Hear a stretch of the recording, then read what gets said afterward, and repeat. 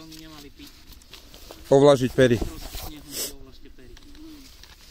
Dobrý deň, Matúšura, Banka Vizická Horská služba. Prosím vás, máme tu na...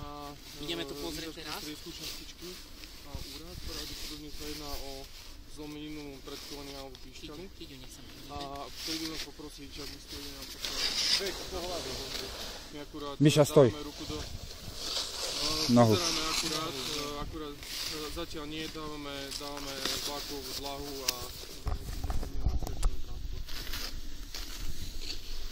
na parkovisko.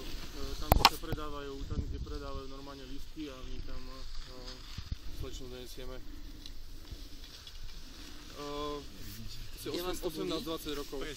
Žena. Presne tu? Aha. Pravdepodobne sa jedná o píšťalu. Budem vám to trošku kričte, keď vás to... Majte sa. Toto bolí?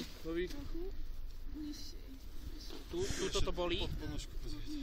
V lyžiarke. V lyžiarke. Pokiaľ je to v lyžiarke, tak ani len to zabalte. No. Zabalme to.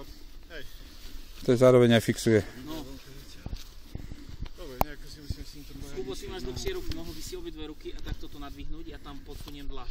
Dobre. Skúste opatrne tú nohu v kolene trošičku vyrovnať, aby tá päta išla niekde sem. Pomôžte jej. Pomaličky. Kolega vám ju nadvihne teraz hore a pomalinky vám ju bude. Keď by vás to veľmi, veľmi bolelo, kričte, dobre? Ale trošku to bude boleť. No.